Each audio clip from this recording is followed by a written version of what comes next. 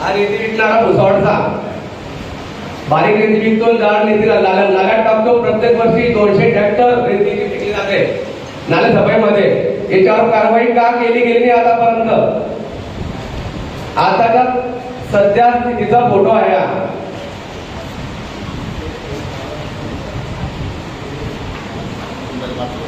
हा खडका रोड तो फुली तिथं सरस मटण विकलं जातं आणि मटणचा पूर्ण कचरा हा इथे टाकला जातो त्या नाल्याच्या कोपऱ्यावरती. याच्यावर कोणती कारवाई केलेली आहे? हा खडका रोड नाला आहे. मच्छी विकणारे जेवढी मुंबईहून मच्छी येते ती थर्माकोल मध्ये आणते आणि ह्या नाल्यात टाकली जाते. ही याच्यावर कारवाई करणार का आपण?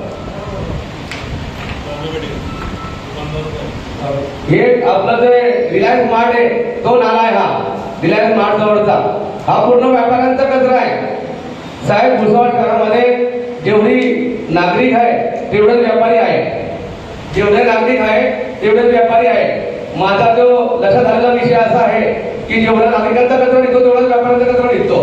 पण यांना एकालाही कारवाई न करण्यामुळे यांच्यामध्ये भीतीचं वातावरण शून्य आहे आणि सरस कचरा हा नाल्यामध्ये जात आहे. तर नाले सफाईच्या वेळी सुरुवात करण्याच्या आधी याच्यावर कारवाई आपण करणार का आणि आतापर्यंत किती कारवाई केलेल्या आहेत?